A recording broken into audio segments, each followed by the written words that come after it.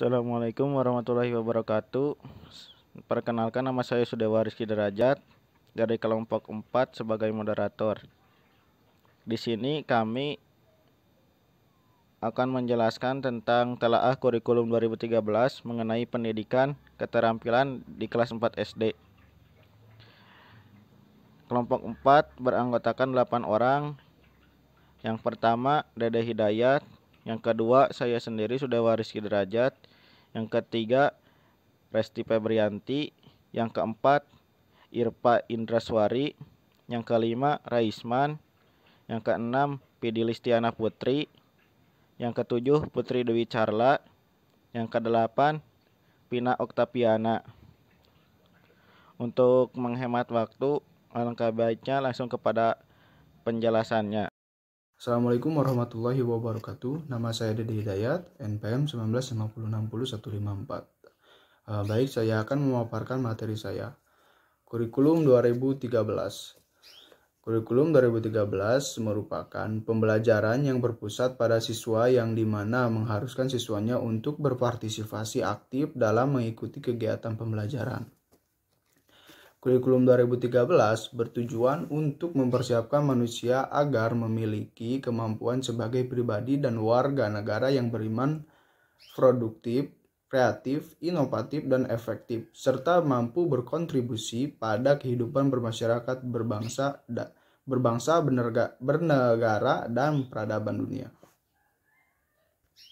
Dengan demikian, dapat ditarik kesimpulan bahwa kurikulum 2013 bertujuan dapat membentuk dan meningkatkan sumber daya manusia sebagai model pembangunan bangsa dan negara Indonesia, serta meningkatkan persaingan yang sehat antara satuan pendidikan tentang kualitas pendidikan yang akan dicapai.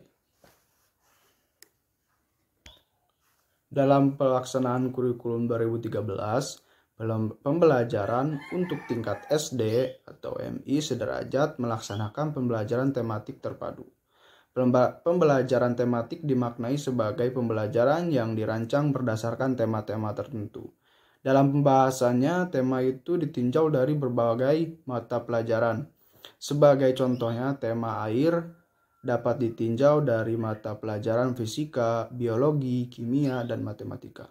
Lebih luas lagi, tema itu dapat ditinjau dari bidang studi lain, seperti IPS, bahasa, dan seni. Baik, terima kasih atas pemaparan saya. Mohon maaf bila ada kesalahan. Assalamualaikum warahmatullahi wabarakatuh. Kemudian di sini ada keterkaitan seni dengan pendidikan keterampilan. Nah, pendidikan keterampilan di sekolah dasar lebih dikenal dengan sebutan SBK atau Seni Budaya dan Keterampilan. Hal ini karena mata pelajaran SBK di sekolah dasar memiliki tujuan yang sama dengan yang diharapkan pada dimensi keterampilan. Terdapat jenis-jenis seni yang termasuk dalam mata pelajaran Seni Budaya dan Keterampilan di SD, yaitu seni rupa, seni musik, seni tari, seni drama, dan seni keterampilan. Kemudian pengertian pendidikan keterampilan. Pendidikan keterampilan ini merupakan bimbingan yang diberikan kepada anak agar memiliki kemampuan dalam hal membuat atau menciptakan sesuatu untuk melakukan kegiatan atau hal yang baik dan cermat terhadap sumber-sumber yang ada di lingkungannya menjadi barang-barang kerajinan yang bermanfaat.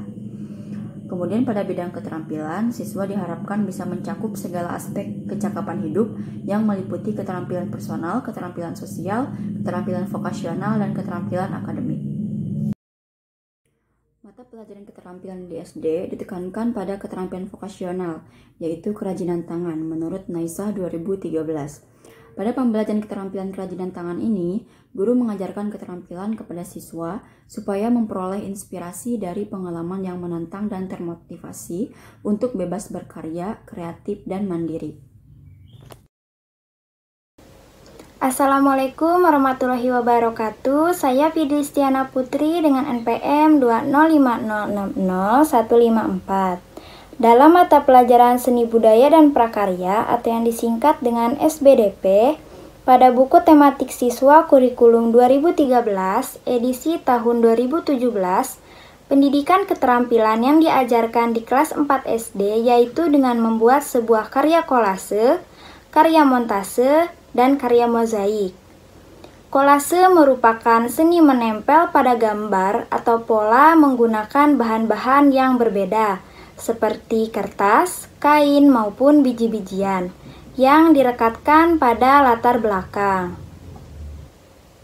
Mozaik adalah sebuah karya seni yang menggabungkan potongan-potongan benda kecil seperti batu, kaca, atau keramik sehingga membentuk gambar yang indah. Sedangkan montase merupakan karya seni tempel yang mengkombinasikan gambar-gambar jadi dari berbagai sumber menjadi karya seni yang baru.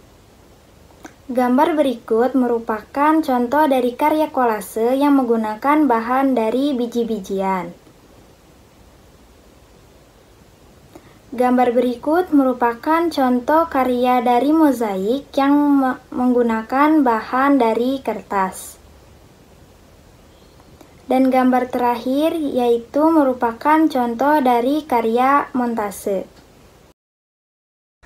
Assalamualaikum warahmatullahi wabarakatuh. Perkenalkan, nama saya Resti Febrianti dengan NPM 205060 10024. Di sini saya akan melanjutkan materi tentang KD Seni Budaya dan Keterampilan di kelas 4 SD. Nah, di sini ada kegiatan pembelajarannya. Yang ke-1, berkreasi membuat kolase dari bahan alam. Yang kedua, berkreasi membuat mozaik dari bahan alam. Yang ketiga, berkreasi membuat montase. Lalu, ada kompetensi dasar, yaitu yang 3.4, memahami seni rupa, karya tempel. 4.4, membuat karya kolase, montase, aplikasi, dan mozaik. Nah, salah satu contoh kerajinan tangan yang diambil oleh kelompok 4 yaitu berkreasi dengan pembuatan mozaik dari bahan alam. Mozaik merupakan karya seni rupa 2 dimensi atau 3 dimensi. Mozaik ini menggunakan bahan dari keping-keping yang dipotong-potong atau utuh. Misalnya biji-bijian. Bahan-bahan yang bisa digunakan untuk mozaik adalah kertas tebal, daun, biji-bijian, kepingan kaca, dan lain-lain. Pada umumnya, mozaik tidak diwarnai. Pembuatan mozaik pada umumnya mengkreasikan komposisi warna dari bahan-bahan yang ditempel. Sekian materi yang saya sampaikan, akan dilanjut dengan materi selanjutnya.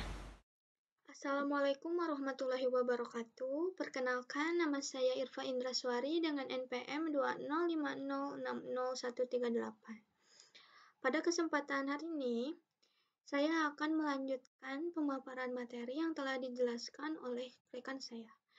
Materinya mengenai tentang teknik membuat mozaik.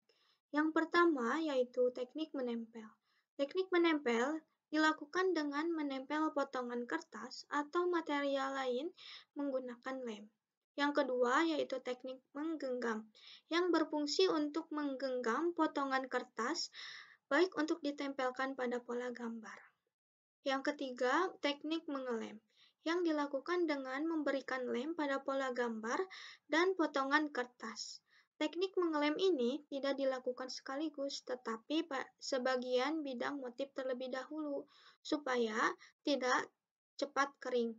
Dalam melakukan teknik pengeleman ini, harus sesuai dan jangan terlalu banyak, terutama jika potongan tersebut berbahan dasar kertas karena bisa mudah sobek dan tidak cepat kering. Yang keempat, yaitu teknik menjepit, adalah teknik mozaik dengan gerakan mengambil potongan bahan dengan ibu jari dan telunjuk. Yang terakhir, yaitu teknik pengecoran, adalah menyusun potongan tersebut ke pola gambar, kemudian dilakukan dengan dicorkan dengan bahan semen. Teknik pengecoran ini merupakan teknik yang opsional.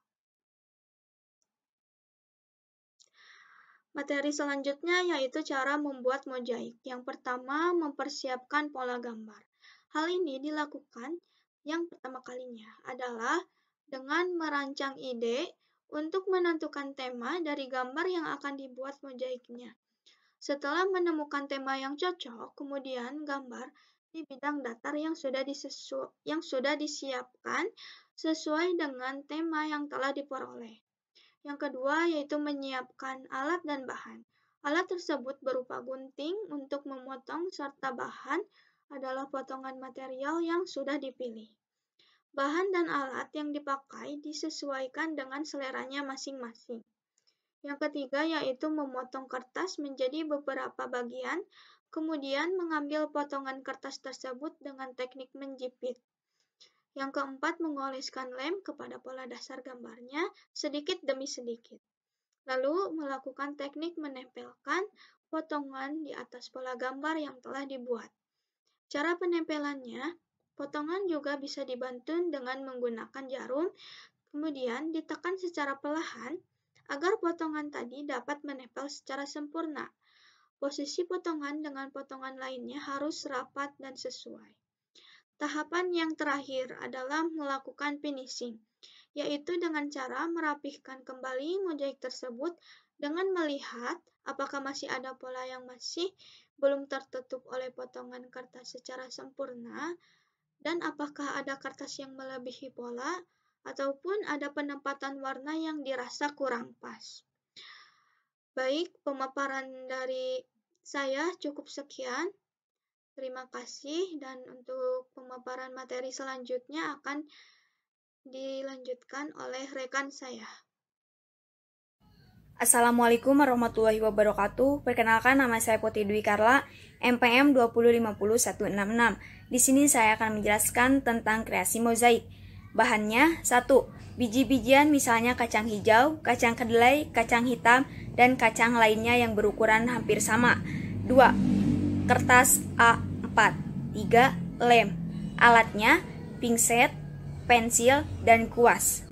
Langkah pembuatannya: 1. Gambar pola seekor hewan di kertas gambar A4. 2. Berikan lem pada bidang gambar. 3. Tempelkan biji-bijian dengan rapi. Terakhir, perhatikan komposisi warnanya. Alhamdulillahirrabbilalamin. Kesimpulan pada materi kali ini yaitu dalam pelaksanaan kurikulum 2013, pembelajaran untuk tingkat SD sederajat melaksanakan pembelajaran tematik terpadu.